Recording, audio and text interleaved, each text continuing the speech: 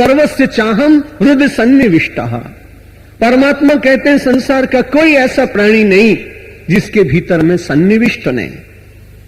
जो लोग हिंदू धर्म के ऊपर ये आक्षेप लगाते हैं कि यहां वर्णाश्रम के द्वारा समाज का बड़ा शोषण हुआ, आजकल ऐसी बात कहने वाले कई लोग निकल गए, मनुवादी। लेकिन आप विचार करके देखें तो हमारे यहां शोषण की बात नहीं। व्यवस्था की दृष्टि से वैसा कभी हुआ होगा, लेकिन उसमें भी कहीं किसी व्यक्ति के प्रति या समाज के प्रति कोई द्वेष दिखाई नहीं पड़ता। मध्यकाल में पुराणों में कुछ ऐसे श्लोक क्षेपक आ गए जो स्वयं मुसलमानों के द्वारा लिखवाए गए, जिससे कि हिंदू समाज में विभाजन हो और वो ये कह सकें कि तुम्हारे अग्र समाज के लोग तुम्हारा बड़ा अनादर करते हैं, इसलिए तुम हमारे समाज में मिल जाओ। हमारे ग्रंथों में क्षेपक बहुत मिलते हैं। रामचरितमानस के में जो रामचरितमानस का लवकुश कांड है वो गोस्वामी तुलसीदास में नहीं मिलता, गीता प्रेस की रामायण में नहीं मिलता, लेकिन मुरादाबाद से छपी हुई रामायण में लवकुश कांड मिलता है और उसे तुलसीदास के नाम से जोड़ दिया गया। ऐसे ही अपने ग्रंथों में कई ऐसी बातें मध्यकाल में अपने स्वार्थ के लिए कुछ समाज के लोगों ने जानबूझकर उसमें समाविष्ट कर दी, जिससे समाज विभाजित हो जाए। लेकिन जब गीता आप पढ़ते और जब भगवान आदि शंकराचार्य का वेदांत दर्शन श्रवण करते हैं, तब उसमें स्पष्ट दिखाई पड़ता है कि हमने विश्व के भीतर विभाजन की दीवारें कभी खड़ी करने का प्रयत्न नहीं किया।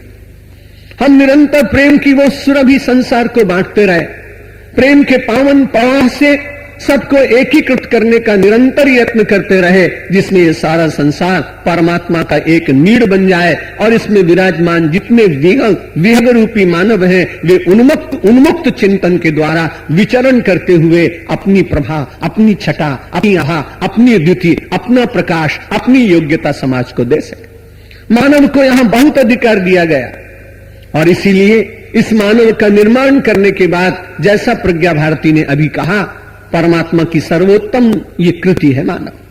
तैस अतुष्ट हृदय पुरुषम विधाय ब्रह्मलोक भीषणम मुदमापदेवा। विधाता को सबसे अधिक प्रसन्नता कब हुई? जब उसने मानव का निर्माण किया, क्योंकि उसने जितने पशु बनाए उनमें कहीं ना कहीं कोई न्यूनता रह गई। उस न्यूनता की पूर्ति करते करते विधाता के द्वारा एक ऐसी निर्मित हुई जो विश्व के लिए चमत्कृति देने वाली थी, और वो था मानव। भगवान श्री कृष्ण कहते सर्वस्य चाहम हृदय सन्निविष्टः मत्स्मृतिर्ज्ञानम अपोहनम च। एक बड़ी अद्भुत बात कही, परमात्मा ही स्मृति भी व्यक्ति को देता है, और कभी ऐसी आवश्यकता पड़ जाए तो परमात्मा ही स्मृति का तिरोहन कर देता है।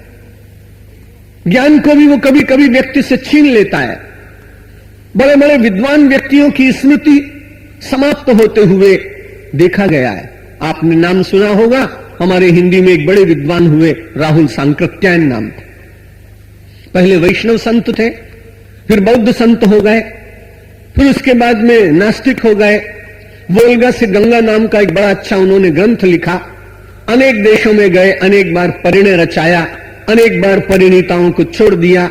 बड़ा उन्मुक्त और मुक्त जीवन मानने वाले व्यक्ति, लेकिन साहित्यिक प्रतिभा उनकी अद्भुत थी। व्यक्तिगत जीवन से कुछ लेना देना नहीं, जो समाज को उन्होंने दिया है वही वास्तव में वंदनीय और प्रशंसनीय होना चाहिए। व्यक्तिगत जीवन की बातें आध्यात्मिक क्षेत्र में होती हैं, सामाजिक क्षेत्र में होती हैं।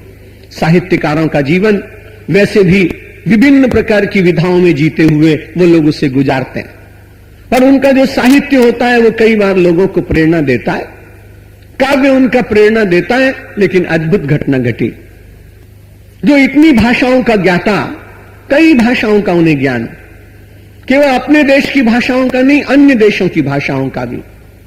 और जब उनका कमला सांकृत्यायन के साथ अंतिम विवाह हुआ, तो जब उनके साथ वो रहते तो अचानक एक दिन ऐसा हुआ कि मैथिली शरण गुप्त जी उनको मिलने के लिए गए। हमारे हिंदी के मूर्धन्य प्राचीन कवियों में उनका नाम, जिन्होंने सदाचारी साहित्य दिया, जिन्होंने मुक्त साहित्य नहीं दिया, वासना जागृत करने वाला साहित्य नहीं दिया, जिन्होंने मर्यादाओं में रहकर और साहित्य की सर्जना की, वो मैथिली शरण गुप्त जी उनको मिलने के लिए गए। वो उनको पहचान नहीं पाए। अंतिम दिनों में तो ऐसा हुआ कि इतना बड़ा लेखक वर्णमाला के अक्षर भी भूल गया। वो ये भी नहीं जानते थे कि काखा गाघा कैसे लिखा जाता है। सर्वस्य चाहम हृदय सन्निविष्टा मत्त स्मृति ज्ञान मपोहनम च। भगवान कहते हैं मैं स्मृति भी देता हूं और कभी उसका वहां से तिरोहन भी कर देता हूं, वहां से वह समाप्त भी हो जाती है। परमात्मा को व्यक्ति का आश्रय इसलिए चाहिए कि परमात्मा स्मृति भी दे, और परमात्मा यदि विस्मृति भी दे तो जगत की विस्मृति दे, पर अपनी विस्मृति कभी ना होने दे।